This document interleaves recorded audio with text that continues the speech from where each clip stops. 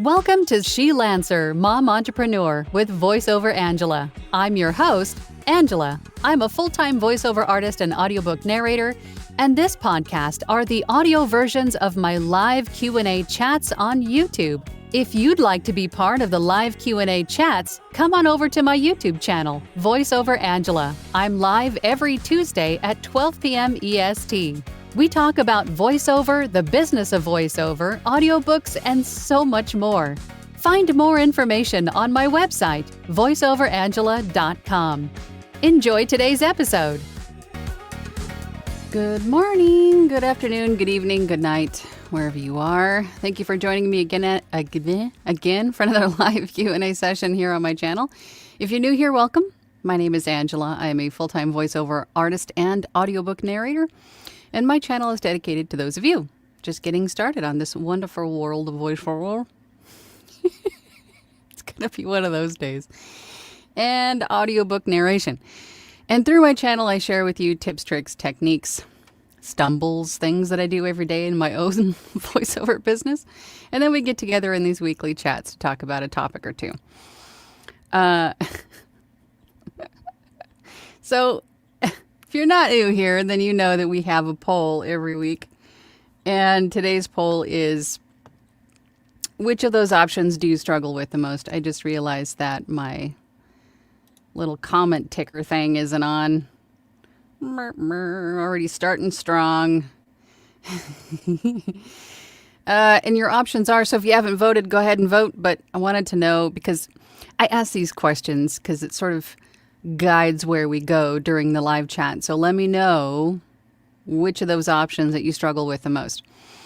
And those options are audiobook file organization, meeting ACX's requirements for file formatting, editing and or mastering, and then audiobook structure or content, meaning what files go where, what do I include in an audiobook.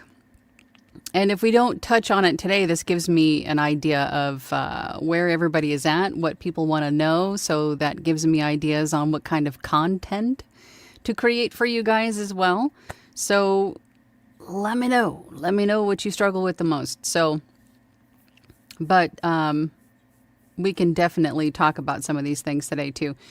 But I wanted to focus on audiobooks today and file formatting and organization, because as always, these live chats stem from the questions that I get usually in the week or two prior to having these weekly chats. So I'm trying to address the concerns at the moment.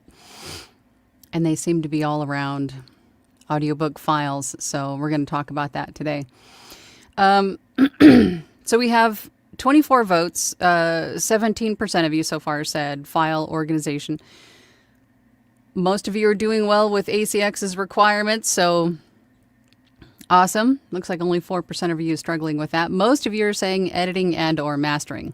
Understandable.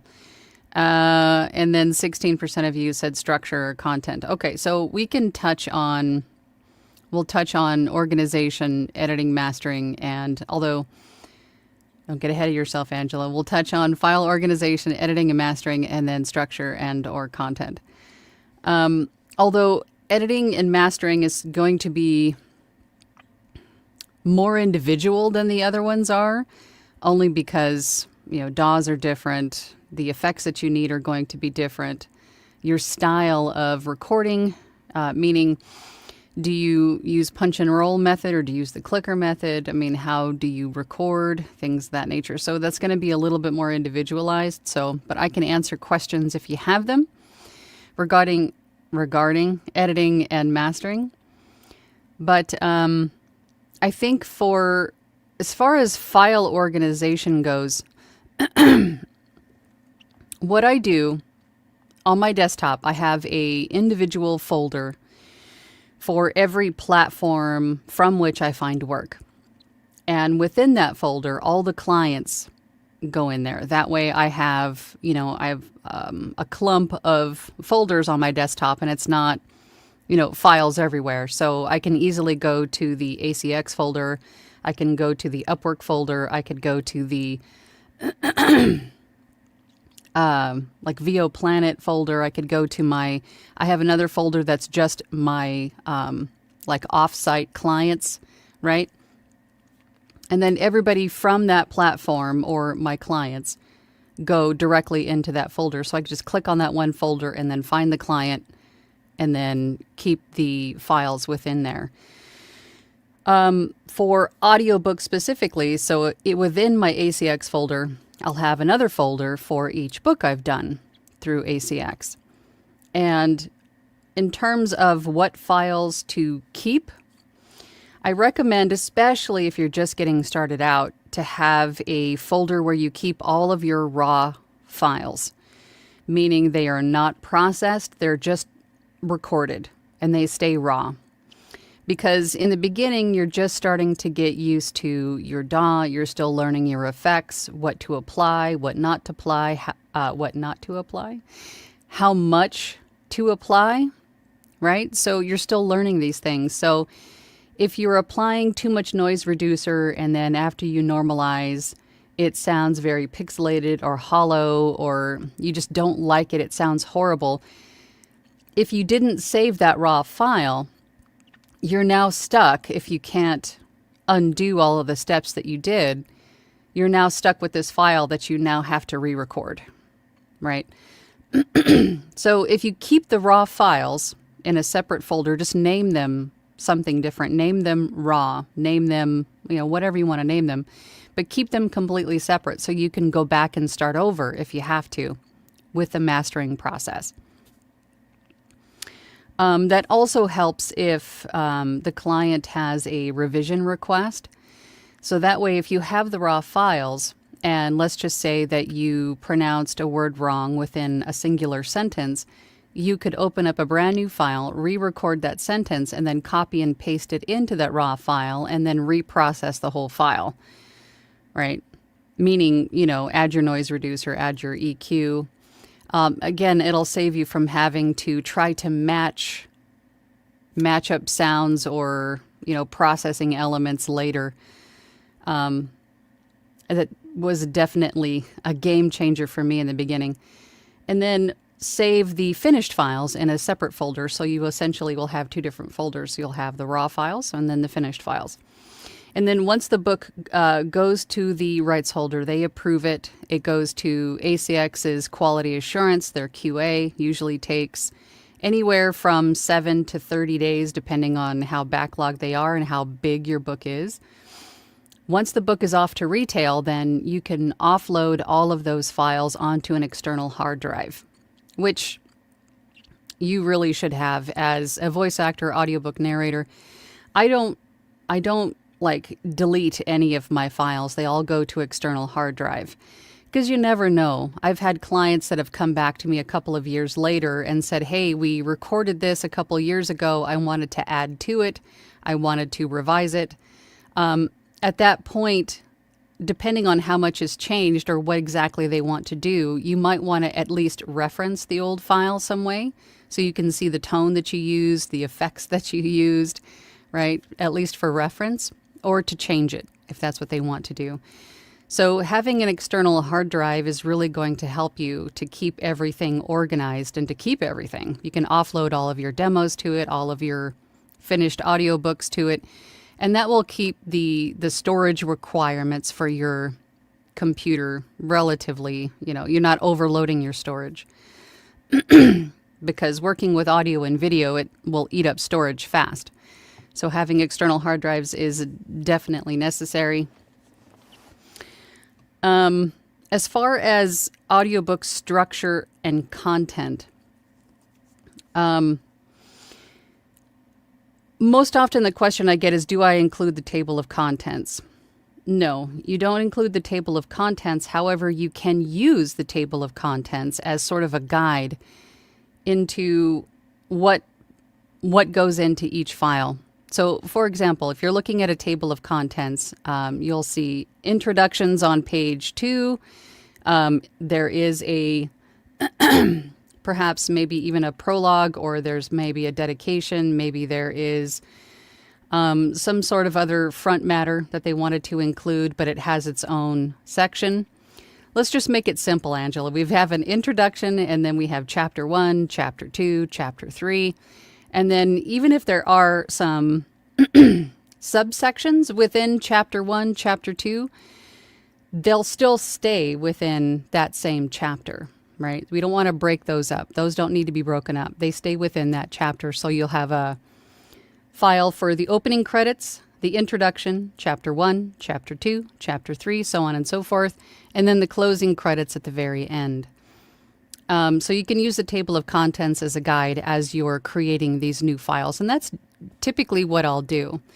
Once I've scanned through the book and gotten familiar with the characters, the plot, looked up any pronunciations that I needed to, I'm ready to go. I'll use the table of contents to create a new file for each of those sections. So the first file will be naming conventions. This is what I do. The first file will be 00 underscore title of the book underscore opening credits. And that will be my opening credits file. And then the next file will be 01 underscore title of the book underscore introduction. And then so on down the line.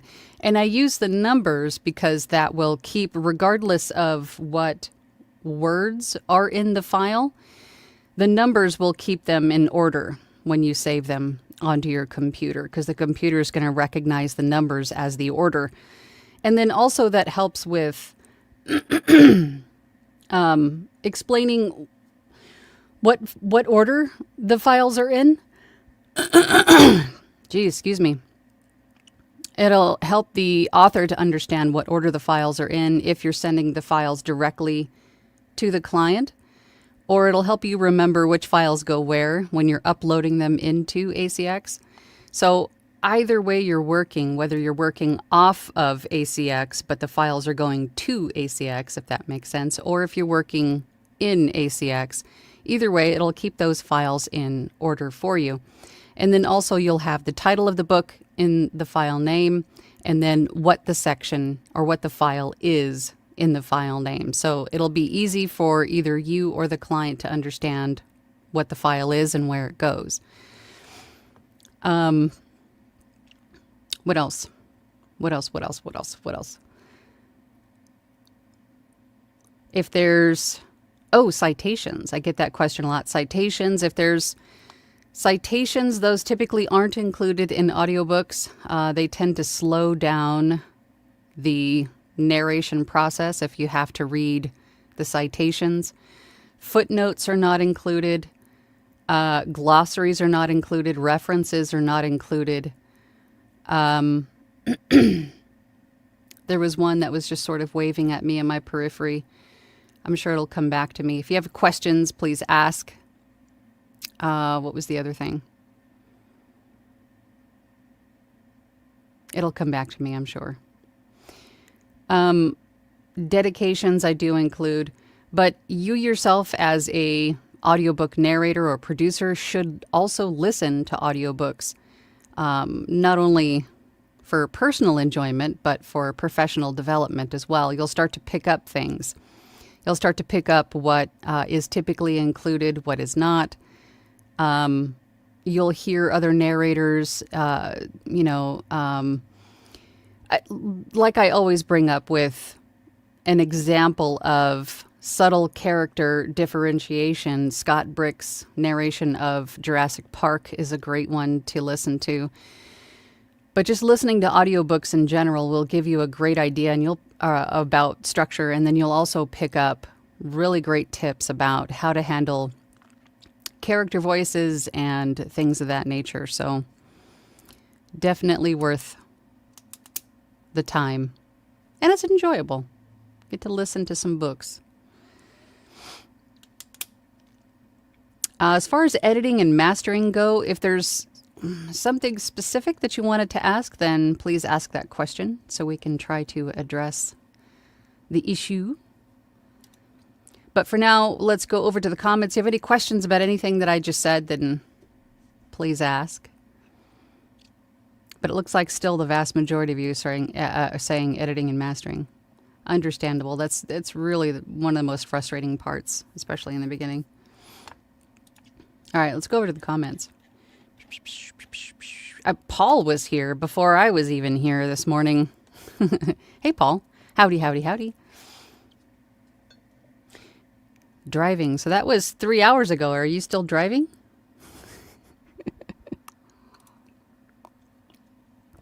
Glowen. How you doing, Glowen? I haven't seen you in a while. Good morning, good afternoon, good evening, depending on your location. Hope your coffee is fresh and hot. It is coffee.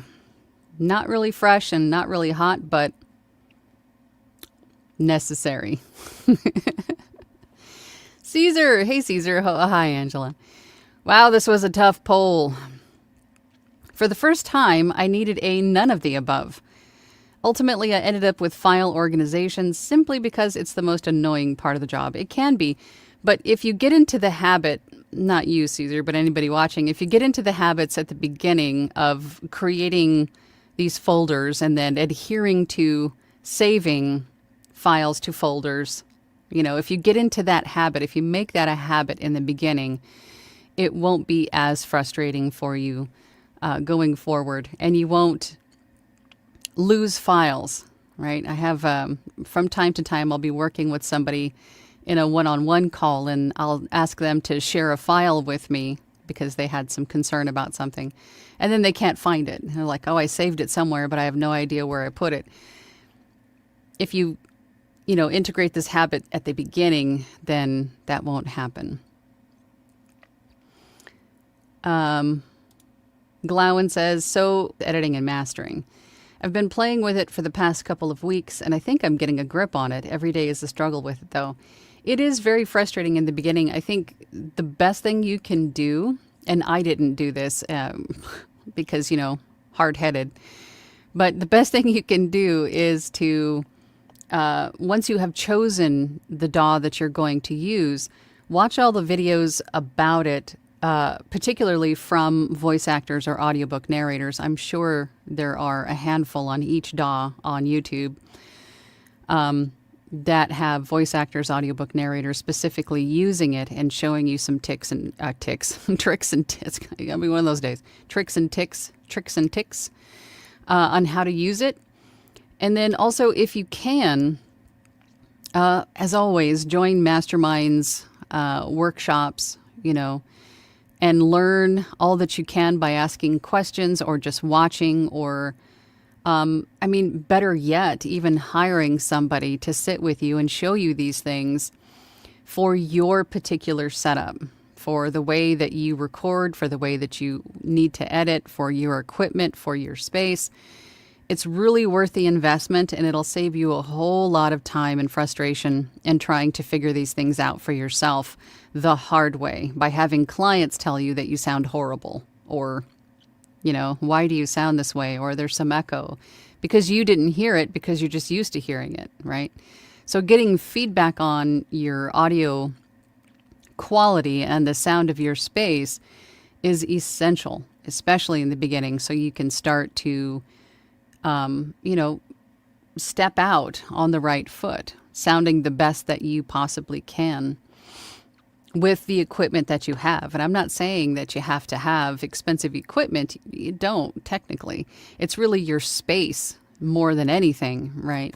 To address your space and properly.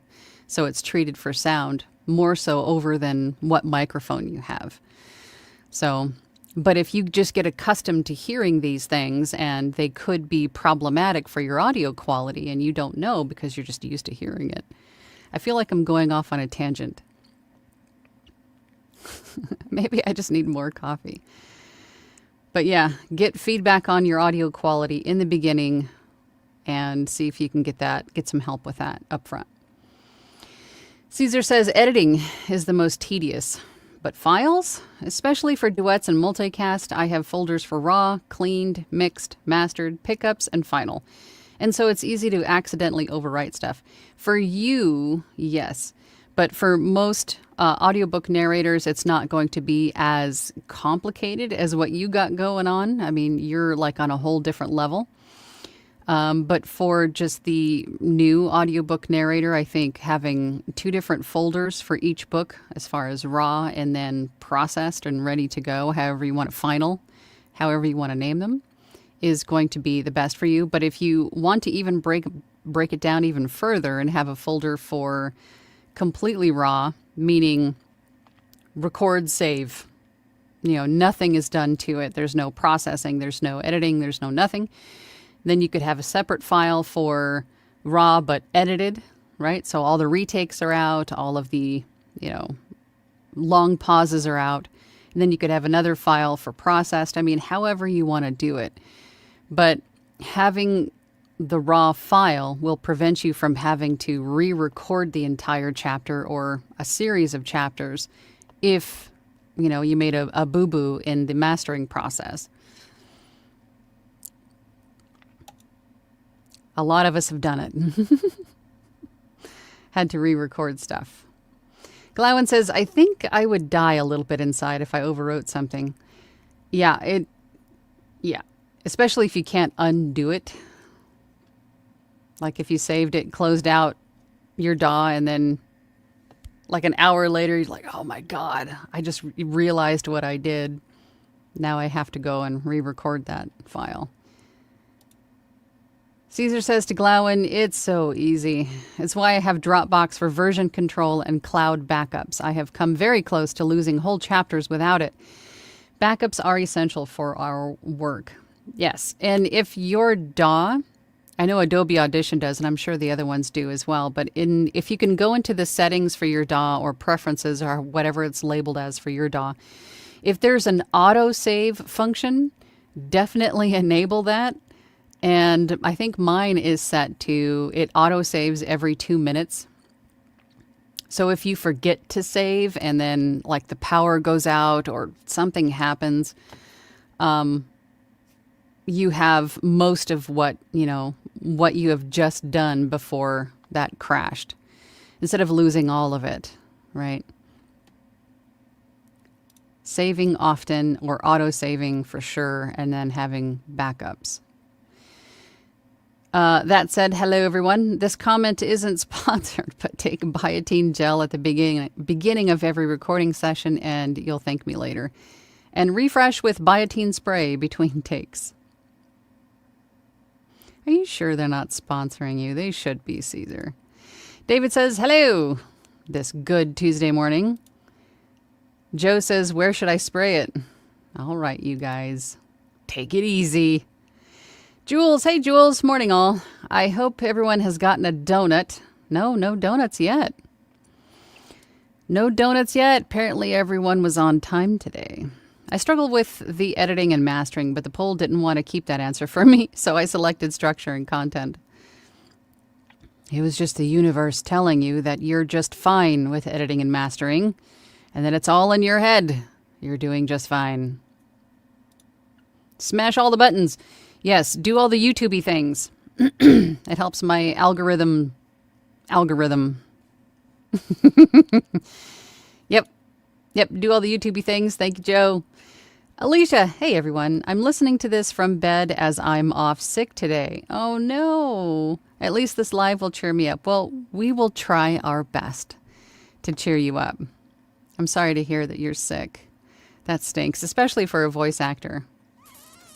When you need it, you need the tool.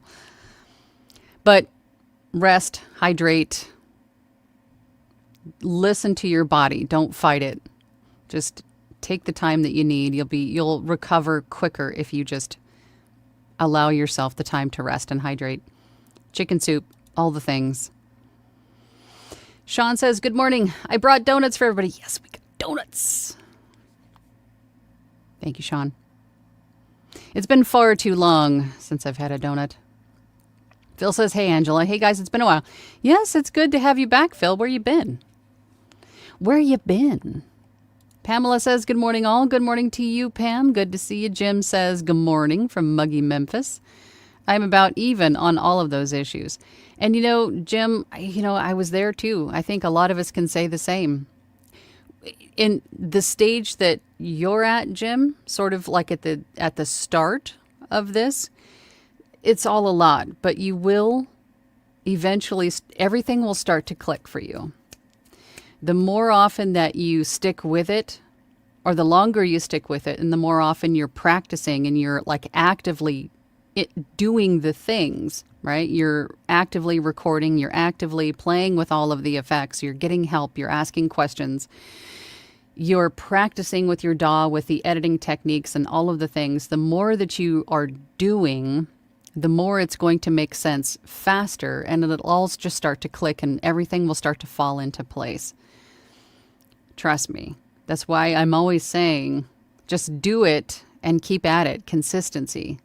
It's just like anything else, riding a bike. It's like, whatever else it is, you just have to do it to learn.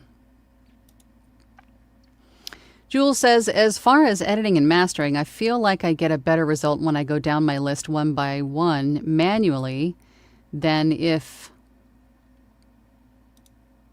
I apply the effects rack.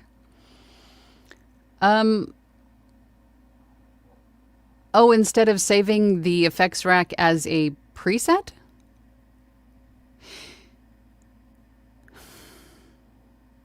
Why? Oh, you mean like applying each effect individually? Is that what you mean? Instead of as an effect rack? As a rack? Caesar says to Joe, I mean, you've got options, I guess. I mean, for... Stop it, you two. Janelle. Hey, Janelle. Hi, Angela. Hi, everyone. Editing, because I try to make it sound and flow perfectly, and then it takes forever. You know how much I despise the word perfect. Because there's no such thing. It's a figment of your imagination. You're forever chasing something that is not real.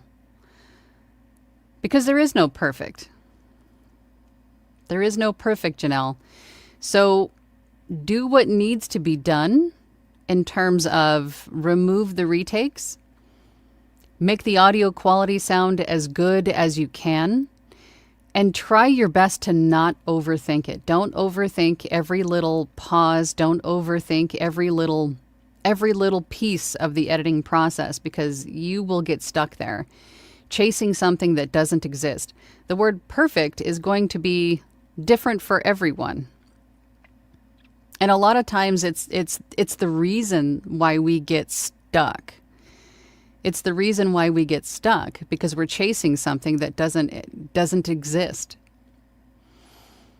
And that's what we tell ourselves. It leads to self-limiting beliefs. Like I'm trying to chase this thing that I'm never going to get, and I think somewhere in my mind I know I'm never going to get there. But I'm going to allow myself to try to chase it and to achieve it. So, in a way, that just sort of gets you stuck. And that is where we start to over-edit and do more damage than good and all of the things. So, don't focus so much on the perfect flow, right? I would say as you're narrating, just sort of feel the copy. If you're focused on the W's while you're recording, while you're narrating, right? The who you are as the narrator, who is your audience, and why you're narrating this, right? If you fully understand the storyline that you're narrating, that you're the picture that you're painting as you're reading it, then you won't be so focused on all of the other technical things. It'll just come, it'll flow. So as you go back and edit that, what you're feeling in that moment is right. So don't over adjust it. Don't try to change it too much. Just make it sound its best so that you meet ACX's requirements, right? Take out the big throat gurgly breaths or you clearing your throat or whatever. Take that stuff out, the retakes. But the natural flow that you created while you were in that moment, painting that picture, is right. So don't try to adjust it too much. Don't allow yourself to overthink it, to try to chase something perfect, because you'll end up doing more damage than good. That was a tangent. That was definitely a tangent, and we're stopping that right now.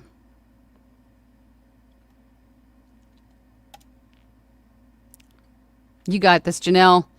Gary says total number of hours per finished hour, maybe 3 or 4 per finished hours. For, what do you mean? Is that a question? Or, oh, you mean it takes you 3 or 4 hours per finished hour? And that's pretty typical. I mean, I've worked with some people that in the beginning they would go through the file once for removing retakes, and then go through the file again to apply effects, and then go through the file again. So like a 30-minute file, it would take them hours and hours and hours because they were doing each step individually instead of just applying the rack, then going through it, removing the retakes, and adjusting as necessary, and then, normalizing it to -3, checking at amplitude statistics just to make sure that the RMS was correct and the peak amplitude was correct, and then moving on with life, right? So I think even myself in the beginning, I think it took me 8 hours for a finished hour. It's all completely normal. But again, the more that you're doing, the more you can understand and sort of make more micros a singular macro, or consolidate steps, streamline your process. I mean, that just comes with time, right? The more adept you'll be with your DAW, so on and so forth. So in the doing, you'll just naturally get faster. You'll start to, as you're narrating more and reading out loud more, then sight words will come faster, right? You'll start to read ahead with your eyes. You'll start to prep your manuscripts better so you can get through them quicker without making as many mistakes. I mean, in the doing, you'll start to streamline that process. And, at some point, you'll find yourself going from 4 hours to complete a finished hour to 2 hours to complete a finished hour. It just comes with time. So don't be hard on yourself if you're in that stage. Just know that the more that you do it, the faster you just inherently will become, right? It's just like anything else, learning something for the first time.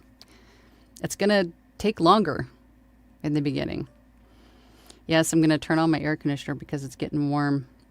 It's warm here in the desert. So it's going to get loud. You'll hear my air conditioner. I apologize, but I'm sweaty. Rebecca says, good morning, everyone. I chose editing mastering as that's the one I'm the least confident in.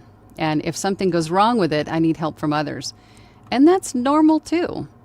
And that's completely normal. We shouldn't, and I'm not saying you, Rebecca, but if you do find yourself in the place where you just get stuck or you're unhappy with the result, instead of sitting and ruminating or going down rabbit holes or, hating on yourself for messing it up or whatever you're feeling or thinking, instead, get onto your mastermind, your workshop, your group Discord, your peers, and ask questions. Someone might just say, hey, send me the file, send me the raw file, let me see. Or even the file that you think you're having trouble with, send them that file and say, hey, what do you guys think of this? Are you hearing XYZ? And some of the times your peers will say, no, I don't hear anything wrong with this file. I think you're just achieving that, imaginary perfect. Right? Because that happens too. So I would say, Rebecca, and for anyone else, if you get stuck in that place where you're just like, oh, God, this sucks, I don't like it, there's this one little tick, or, my nose is making this noise, or whatever it is, send it to someone else and get their feedback on it. Because it might not even be a thing. It's just you hearing something that isn't a problem at all. It's not even noticeable by other people. We are our own worst critics, for sure.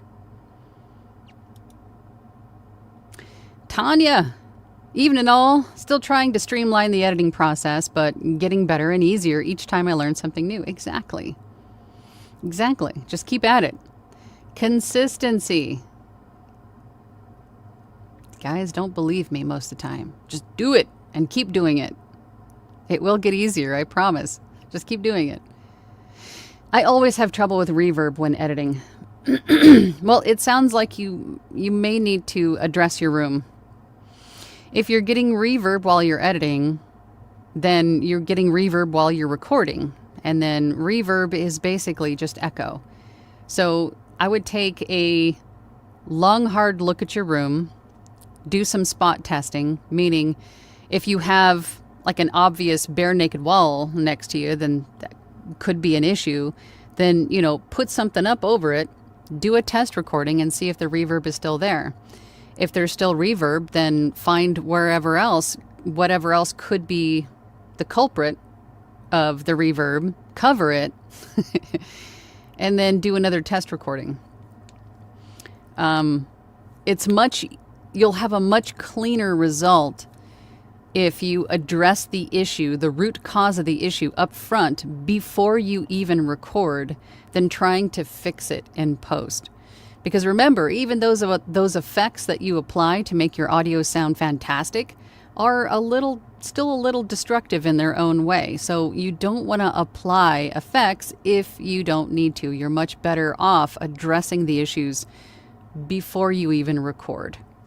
So that means reducing noise by eliminating or moving noise away from your microphone while you're recording, which means the computer may need to go in a different room or far away across the room somewhere. You may need to turn off your air conditioner or your HVAC system.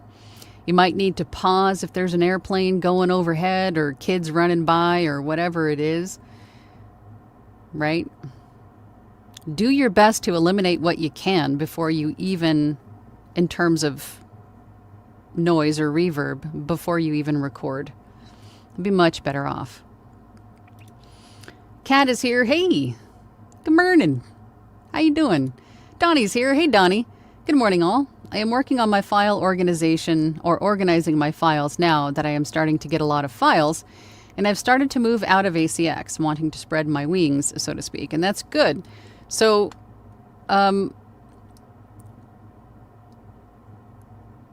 yes, if you start getting into the habit of organizing your files appropriately or in a way that works for you at the start, as you start to get going and you start to get book deals, and then you'll even find yourself at some points with several books that you might even have to work on, simultaneously. Instead of mixing them all up and then losing them, trust me, get into the habit of, organizing them up front, creating some sort of an organization, folder system, something where you can sort of separate everything and everything is easy to find. Get into that habit early. Trust me. Sage is here. Hey, Sage. Good afternoon, everyone. For me, editing is really where I'm struggling. I'm still new and trying to find ways to reduce editing time. I'm all about working smarter, not harder. And I love that. But the best way to get to that point is by the doing and being involved and asking questions and learning from those who have been in your position, preferably with your same DAW that you're using. So then that way they can guide you with, again, making some micros into a singular macro to save you some time, or some editing steps that you could do that would save you some time, so on and so forth. So get with your peers, ask questions, and keep doing it. You may even discover some ways to streamline on your own just by doing. And learning about your DAW. I mean, watching other people on YouTube, work with all of the different functions on your DAW, you might just go, that's the thing I need. I didn't even know that was there, right? So watching those videos on YouTube will definitely benefit you too. Ken is here. Hey, Ken. Still learning the ins and outs of Adobe Audition, but I am getting better and faster. First project is an ACX approval process now. Good. Congratulations. Usually that first book is definitely a learning curve. I remember mine. So stressed out. But after it was done, I felt so accomplished and so confident. That first book is everything. Caesar says, I'll plug Dwight right here and say he has a great course on VO organization. He also does one-on-ones. Hit him up for a good time. Where is Dwight? He's not here this morning. He's usually here in the chat. But for those of you in my Platinum group, Dwight is, of course, in our Platinum group. You can find him on our Discord. Jim says, by raw, I take it you mean the original. Yes. Raw is, it's basically you recorded and you saved it. That was it. There's no, I guess this part is going to depend on your definition of raw, but raw is basically nothing is applied to it. No effects, no mastering, no nothing. I mean, you could even take the raw file and maybe take the retakes out or, you know, the long pauses and do all the editing to it, and it could still technically be raw in your definition. But either way, it's unprocessed, right? Unprocessed. It's not normalized, no noise reduction, no nothing. Sage says, I agree with Caesar. Dwight's classes have been helpful with figuring out the organization part. Define citations. I am fuzzy there. If you're reading, let's just say you're narrating a nonfiction and they're referencing something, a citation from another book, an article, they're quoting someone else from maybe an interview and they're citing, you know, this is where they got this information from. That's what I mean by citations. Angel says, hello everyone. Any suggestions on the type of external hard drive and or size? I get the 2 terabyte hard drives from either online at Amazon or from Costco, depending on who's got a better deal at the time. I think that's about it. And then I offload like every couple of months. I have a lot of storage on my computer, but I like to keep it as clean as possible because I do run a lot of processing and things, and I just don't want my system to be bogged down with too much storage. And I want to be able to save like the videos I'm creating and all of that stuff. You know, not running into that that warning sign that says, sorry, you don't have enough storage to save that. And, you know. Rustic Hillbilly is here. Morning. Good morning to you. Thanks for being here. Kat says, should we ask the rights holder if they want us to say that there are footnote citations, graphs, PDF available if the rights holder has them online? That was the thing that I was forgetting to mention at the beginning when I said there was something else on my periphery that I needed to mention. If there are graphs, illustrations, charts, tables, anything that obviously cannot be narrated, once you have the manuscript and the rights, you're like sort of in the negotiation part, or even if you have the book, the author just places an order and goes, okay, this is what I want you to do. If you come across the book having these things in them, ask the rights holder if they plan to put these things in a accompanying PDF.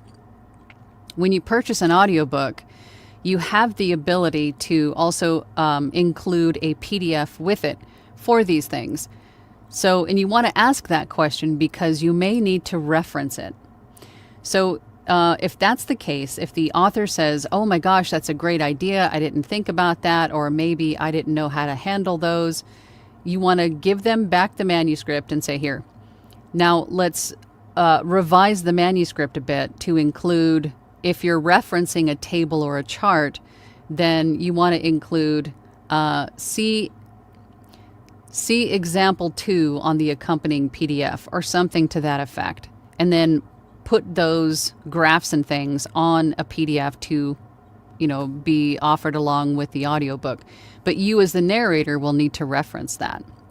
So if you see these things, ask the rights holder if that's how they want to handle it.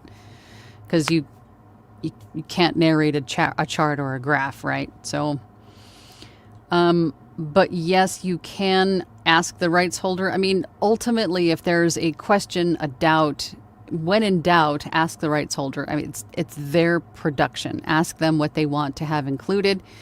If they do want the citations, if they do want footnotes, then just be sure that you're including that word count in the final word count if it's a per finished hour book, because of course that's how we're paid, is by word count. And then also maybe even let them know that they aren't typically included and they may slow down the narration, right? So it may be something that may be off-putting to listeners if they've ever heard that before themselves. You just want to make them aware. That way you don't spend all the time making this fantastic audiobook for them. They get it and they go, oh God, she was right. This sounds horrible. This is just slowing down, the information, and I don't like it. And then now you have to go back in and remove and redo a lot of that. It just saves both of you revision time if you're letting them know these things up front so they can make an educated decision on which way to go. Glowin says USB 1 or 2 terabyte drives are super convenient now. Yeah, I usually get a 2 terabyte external hard drive. Joe says to Jim, when you draw content from another publication, especially when using this source as authoritative, you will want to give credit to that source via citations. New Double One says, I had a lot of bullet points in one of my books. I did read them to make sure they stood out, but I didn't really know if I should read. Oh yeah, bullet points for sure. That's part of the content of the book. That's part of the meat of the book, right? If you're making points and things. But if there are citations or footnotes, then those are typically not. But bullet points, absolutely 100% should be there. If it's part of, like a subheader, or, it's a list of things or examples, things like that, for sure. Donnie says, make sure you do every chapter the same as the others, i.e. book name, chapter 1. Sorry, hang on. Something caught my eye. Book name _ chapter 1. If you type book name chapter _ chapter 2, it'll put in a different spot. So don't ask how I know that. That's another reason why I always start out with numbers instead of lettering conventions as the beginning. I always start with numbers so that no matter whatever comes after the numbers, I know that my files are still in order, because the computer is going to use that as the organization or the way to file them. The order is by the number. Caesar says to Angel, 1 terabyte is good starting point. 2 terabytes is better, but if you combine with cloud storage and backup, you can archive finished projects as online only. Gregory says, good morning. Angelanos and Angelanas. Donuts are in the back. I've gotten better with dealing with plosives, but I have the problem of sound spikes. It usually occurs at the middle or the end. You have a very dynamic voice, Gregory. You have a very expressive voice, and I would assume that's probably where the spikes come from. I would say, given your background, it might be a little bit hard to tone them down a bit, but I would say that is mainly just going to come from some practice and just sort of dampening down the amount of energy that you put into certain words at certain places. It's just, I think that really, is going to be the issue for you, where those sound spikes come from. Because, you could use compression, you could use some effects to help dial those down, but I think in addition to those, again, addressing the issue before you even record could definitely help. Maddie says, I've been having a hard time deciding when my S's are too sharp or just normal sounding. And I think that is definitely something that is still a concern for me. I'm a little bit more sibilant because I got a little bit of a seed cracker there. So I think I do have an issue with sibilance as well. Again, feedback. I would say if you think that you are a little bit too plosive or a little bit too sibilant, get feedback from your peers and just say, hey guys, is this a thing or am I just overthinking it? That's what I would do. Donnie says, yes, Caesar, 2 terabytes is better if you can. Agreed. Robert says, on file storage, it's best to have 2 places to store. Do external hard drive, can and do fail occasionally. I mean, you run the risk of something failing somewhere at some point. You just do. But all you can do is just do your best with what you got. Right? If you choose to use cloud storage or external hard drives or whichever way you go, you run the risk of losing it, crashing it, somewhere, somehow. I mean, that's just with anything. So I guess just choose the method that works best for you and your process. Joe says, yep, more storage. Gregory says, don't forget to click on the thumbs up, folks. Call it a Scooby snack. Scooby snack for the algo. Yes, please do all the YouTubey things. Gracias. Joe says storage is like screen real estate. You can never have too much. Tanya says, I save a raw file, a repaired file, and then the final draft. This has saved me from VO hell a couple times. A repaired file? You mean repaired as in like edited, mastered, like would you call that repaired, or what do you mean by repaired? Paul's still driving. Good golly. Where are you going? Dwight, there's Dwight. Good day, Angela and company. Great topic. Sorry, I'm distracted. The Boston Creams are staring at me ever since I ate one of their own. That usually happens. Yep. Just don't wait around for them to start the aftermath or the vengeance they will seek upon you. Lisa's here. Good morning from Alberta. My struggle is file organizing. Your suggestions are going to help me in the future. Good. And that's the point of these, right? It's to sort of help you to not do what I did. I'm sharing, me and everyone else here that's got a little bit of experience are here to share these things with you to hopefully help you to not fall on your face in these ways that we did. Glowin is here. I'm trying to catch Chad recording in Reaper. Saw him for a few minutes last week and was impressed with his method of recording. I think it's punch and roll. Yeah, punch and roll.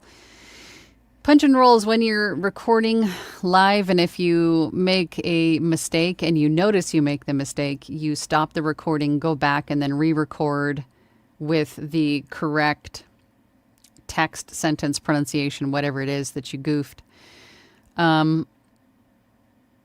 I don't do punch and roll. I think it's a combination of I'm just not coordinated enough for it. I don't know. Old dog, new tricks. I don't know what it is. Or I think also it just sort of takes me out of the moment. Instead of just using my handy dandy dog clicker, marking the mistake and then coming back to it later. And then also with the clicker method, it gives me sometimes multiple takes to choose from, as opposed to just the one that you're stuck with when you're doing punch and roll. And then also punch and roll can be a little bit tricky if you start the recording in the middle of a breath and then you don't come back and fix that breath, then you'll have like a mid-cut breath in your narration.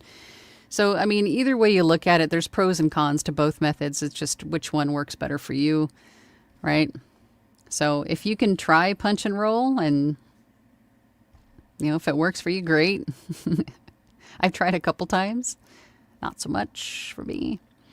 Jim says, I am guessing that in the audiobook recording, you would record a page at a time. How much do people usually record in one session? Depends on what you got going on. It depends on the time that you have to record in. Like, for example, for me, in the desert with it being, 120 degrees in the summer, the air conditioner's on all the time. 90% of the time, I would say, in the peak of summer. So for me, if I have to record in 10-minute intervals while the air conditioner is off, that's what I got to do. In the fall months when there's no HVAC on for the majority of the time, Then I'll record maybe a chapter, a half a chapter, depends on how long the chapter is. If I feel like I'm getting a little bit groggy or strained, I'm going to stop and then come back to it later. That answer is going to be different for everybody depending on your schedule, what you got going on. You know, the perfect satisfactory recording time, if it's quiet enough, right? If your stomach isn't growling, things like that. So that answer is going to be different for everybody, but there isn't a correct or right way to do it. Angel says, thanks, Caesar. Dwight says, hi to Joe. Caesar says to Glowen, he uses punch and roll. For duets, he marks with a clicker. Then he bounces the track and brings it to Isotope Editor if needed for peak leveling, then back to Reaper to master. Donnie says, editing and mastering will always be worked on. Always, always, always. Yeah. I don't think I've ever stopped tweaking the process. Rochelle says, I made the mistake of recording all the subheadings individually. So from what I heard, there's no chance of being able to put them together in the first chapter. Making and creating files a struggle. You can. This would be another reason to keep all of your raw files. If you have all the raw files for each of these, you just kind of copy and paste them in. So they're all the way they are supposed to be within that one chapter. And then adjust the pauses and things within the file. It's going to take a little bit of work to fix, but it's not fixable. Unless, depending on the size of the chapter, if you want to just re-record the whole thing, you might be better off doing that depending on, what you have left to work with. So it's not like the end of the world. It's totally fixable. It just depends on which way you want to go about fixing it. Don't panic, Rochelle. It's fixable. Lisa says to Glowen, I am super interested in how to master punch and roll also. I think it is a skill that would really help me during the recording process. Glowen says to Lisa, he makes it look really easy. So it's going to be a few late nights before and early next morning to watch and understand what he's doing. Tanya says, I also make sure I don't limit or normalize my repaired files so I can go back if I need to. Oh, okay. And that's usually how I save my raw files. I will save them as sort of revision ready. So they are recorded, processed, and edited. The only thing that I have not done with my raw files is normalization, because that's always the last step. That way it's clean, it's ready to go. If I have to plug in a corrected sentence, then I just record that sentence, process it, edit it if need be, and then paste it into the file, and then normalize it again, or normalize it as a new file. That process has worked the best for me in terms of quality and time. Caesar says to Jim, once you start getting better, you can record 2 pages at a time. Maybe even 3. Jim says, I am so thankful for your video on assembling and using the effects rack. Oh, good. Good. Poppy says he's lurking today. That's okay. You can lurk if you want to. Jules says, yes, applying effects one at a time versus saving to the effects rack and applying all at once. Definitely one of those days. Fingers don't want to type. Jim says, without chasing perfection, I nevertheless try to crank out the best recording, of course. Joe says to Jules, I'm trying to think of what advantage that could have. Can't quite come up with one, though. I don't know. Jules, you and I are meeting, I think, on Friday. So we'll have to maybe talk about that. Maybe you can show me the difference between the two. Dylan is here. Hey, Dylan. Hi, all. Just lurking while taking a break from 115 degrees. Are you serious? Gosh, it does get hot. Kat says, regarding perfect and listening to longtime VO recordings on Audible, etc., even they misspeak or mispronounce now and then. The listener notices it for about 5 seconds, then they forget about it. Yeah. Another reason. why I think audiobook narrators, producers should listen to other audiobooks, because there will be times where you're listening to something and you'll hear a retake left in, or you'll hear someone taking a sip of water, or an extra long pause. There's an editing mistake in there. And you just go, oh, okay. Now I don't feel so bad about the ones that I perhaps have missed, or, it happens. It happens even in the most, expensive of productions. So don't feel bad.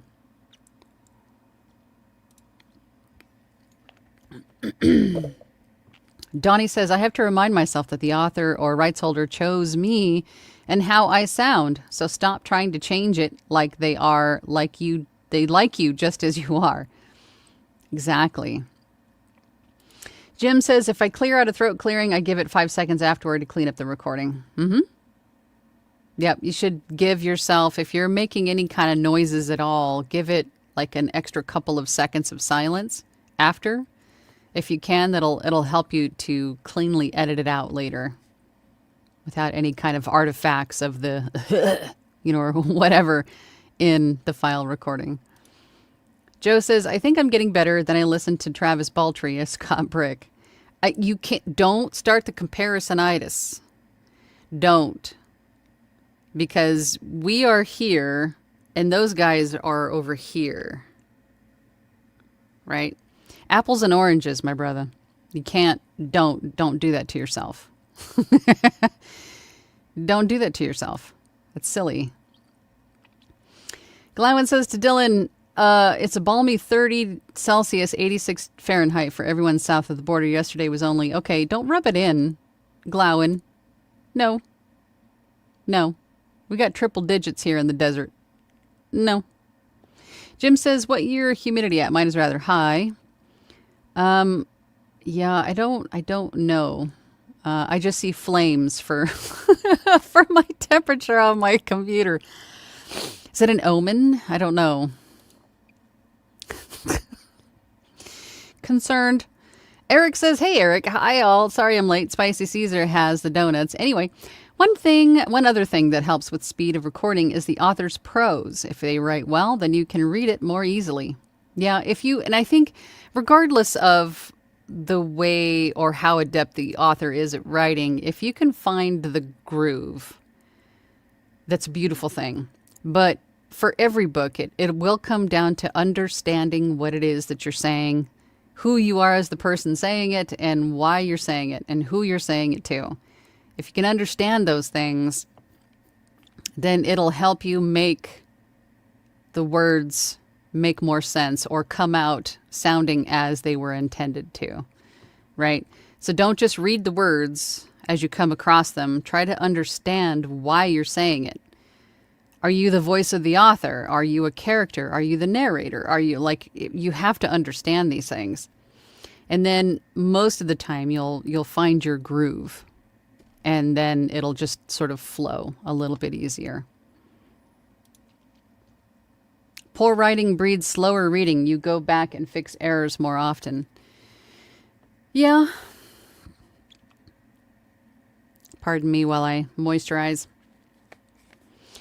Yeah, because if it's not clicking or making sense to you right away, then yeah, of course it's going to slow you down a bit.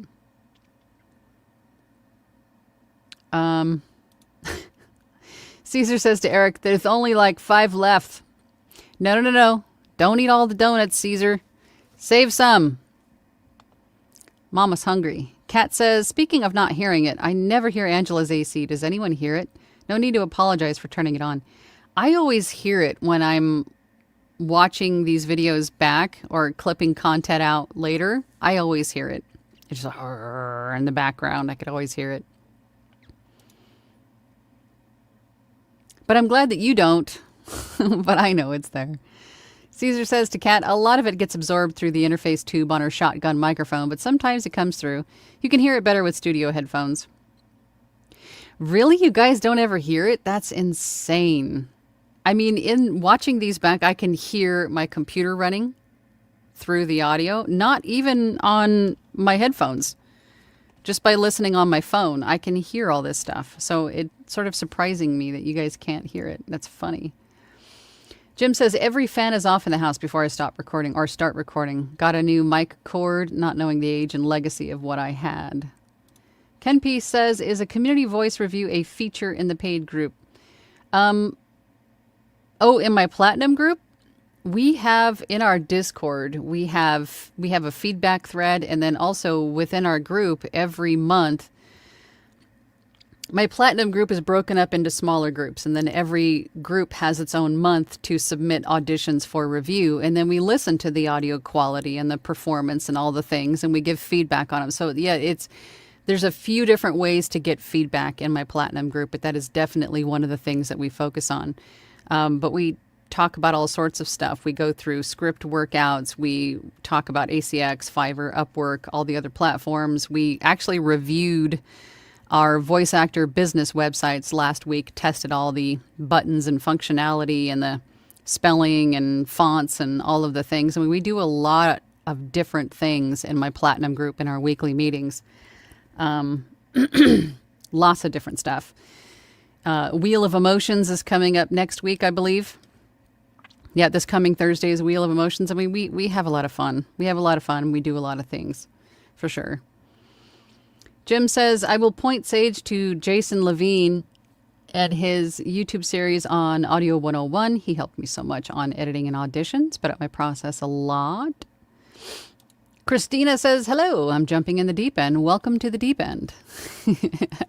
Been offered my first book narration gig. Congratulations.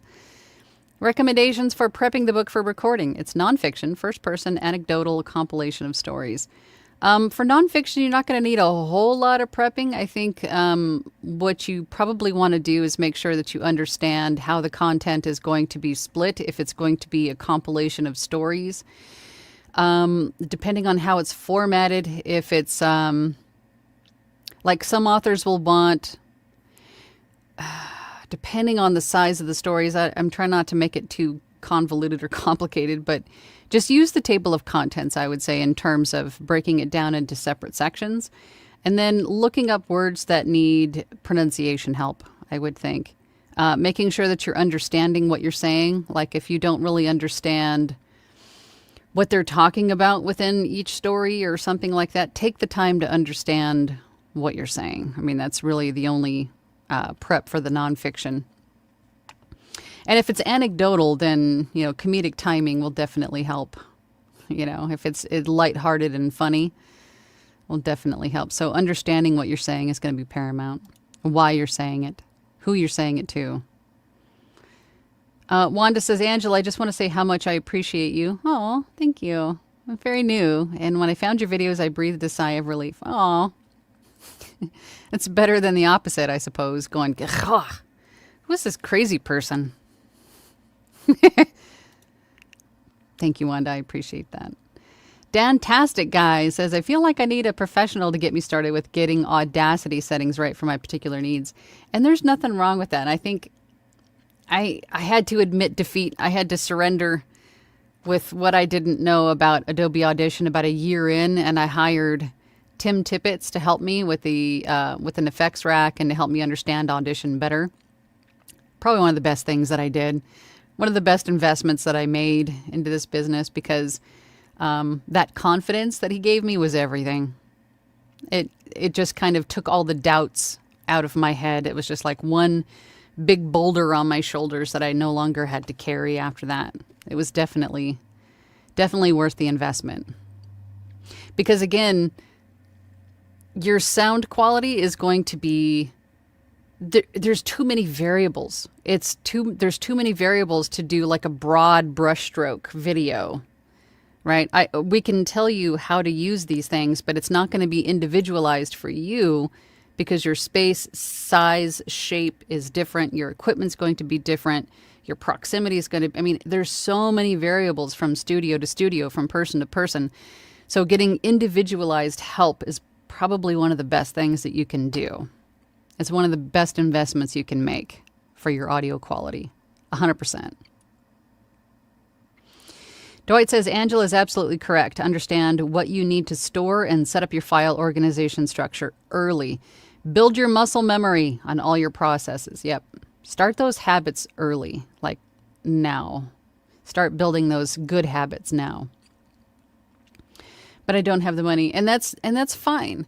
I would say in the interim, just watch all the YouTube videos that you can about the specific DAW that you're using and just sort of piece it together. And again, join groups, join workshops, masterminds, peer groups that you can ask questions. You can get feedback from people who do know the DAW a little bit better than you at this stage, right? And can point out things to fix, maybe effects to apply, things of that nature. Get feedback from your peers and friends and support from your peers and friends. So join those groups, like my platinum group, right? We do all those things. That's why I created it. Sage says to Jim, thanks, I'll take a look at it. Dantastic Guy says OneDrive is a nightmare, in my opinion. Yeah, I don't really use OneDrive either. That's why I use the external hard drives. It's kind of my jam. Maybe I'm old school. I don't know, but that's my choice. Caesar says to Sage, have you moved to Audition yet, or are you still on Audacity? Tanya says, one of my current rights holders has 3 songs. 3 songs? Are you singing? So I had to ask them how they wanted it dealt with. They weren't sure, but had thought to mention. Always ask the rights holder. Like original songs or like songs from the radio? Oh my God. Sage says to Caesar, I'm still using Audacity at the present. I'm hoping to switch to Adobe in the next few months. My injury put it on the back burner. Understandable. New 001 says, thank you. You're welcome. Jim says, I have a 4 terabyte hard drive sitting on top of my desktop, just sitting there. Probably need to store more stuff than I do. Wouldn't hurt. Gary says, bullets. You definitely need to include them, but your voice has to highlight them so the listener can hear the difference. Yes, like a list. Right? Okay. I felt the tangent coming. Tanya says, yes, repaired means edited, mastered, but not normalized. Copy. Donnie says, when I was just doing ACX, the organization was simple. I had folders for auditions, completed books, etc. Things are changing for sure. I'm not buried yet. Dwight says, I will be doing Punch and Roll this afternoon on some auditions. If anyone's interested, I will use Audition. You're going to be on Discord? Live on Discord? Our Platinum Group's Discord. Rochelle said, started over, still panicking. First 15 minutes are due end of month. If anyone can guide me, please reach out. Don't panic. It's fixable. It's all fixable. Yeah, it might take a little bit of extra time. And if you have to let the rights holder know that you're having technical difficulties, they can allow you an extra day. Do not panic. There's no need to panic. It is what it is, right? Again, I'm a firm believer everything happens for a reason. Maybe there was something wrong with those files and they needed to be re-recorded. I mean, who knows? Just roll with the punches and, tranquilo. Let it go. Just flow with it. But don't panic. Don't panic. No need to panic. No panicking allowed. Tanya says to Jim, I'm a completist and can't bear to stop recording partway through a chapter. Made a 2-hour chapter a bit tricky. That's funny. Dwight says Eric does Punch and Roll as well. He loves recording all the time. He does love recording all the time. Good teacher.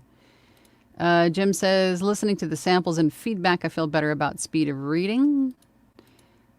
Jules says, I don't remember what book it was, but I once listened to an audiobook where the narrator was clicking a pen. Are you kidding? And they allowed that to stay?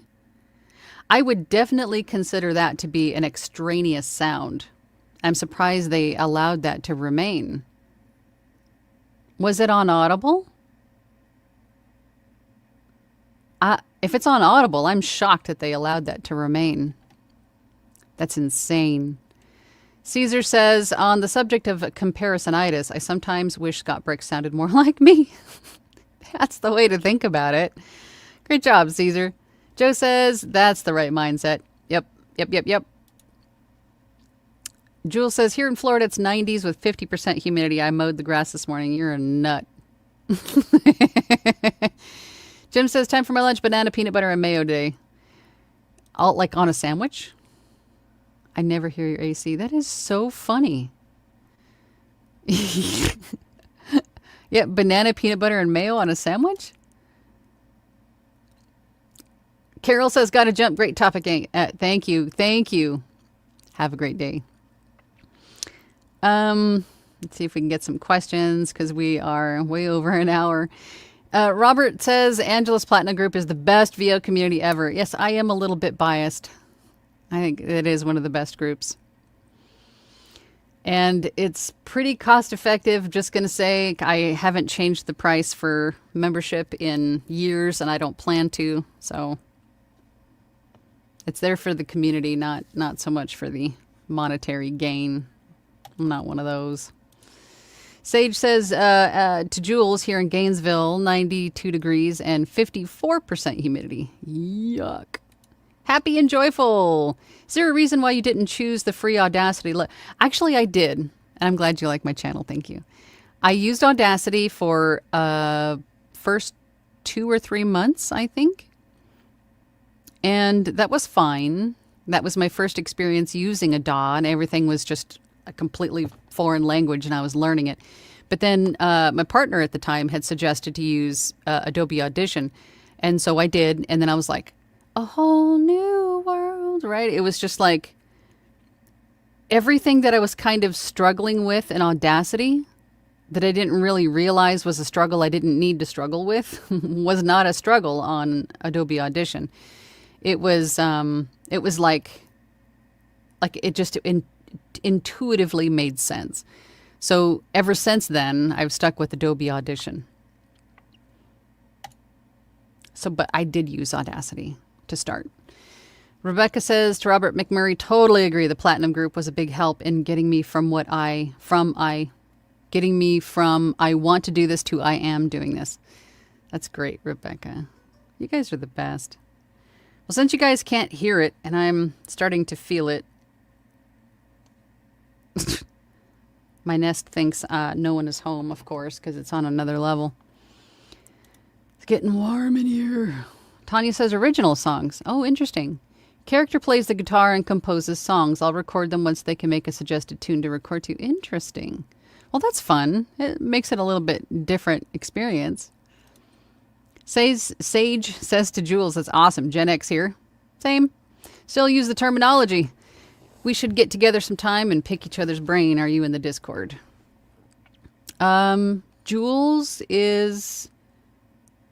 Jules, no, she's a mentee, but she is, Jules, you didn't join the Platinum Group yet, did you? I don't think she has yet.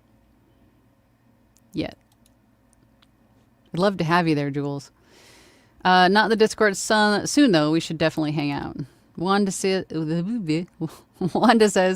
how do you upload the first 15 minutes? I started by loading one at a time, but I couldn't tell what the rights holder was seeing, and I was afraid I was overwriting the files.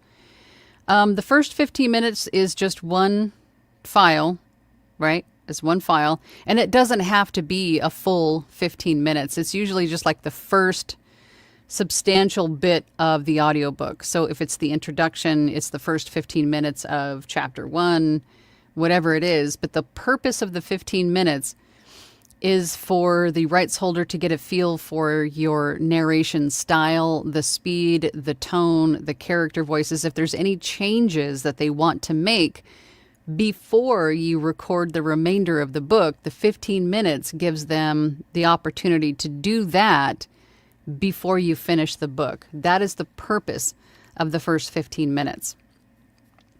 So that is just the first section of the book, right? So even if it's 10 minutes, right? So you upload that into the section that says first 15 minutes, right? I believe, unless they changed it. Or am I off my rocker? But even if you overwrite the file, it's not a big deal. You can just upload the final file, right? Jewel says the clicking pen book was on auto. That's interesting. That is so interesting that they allowed that to stay. Shows you that software is not infallible.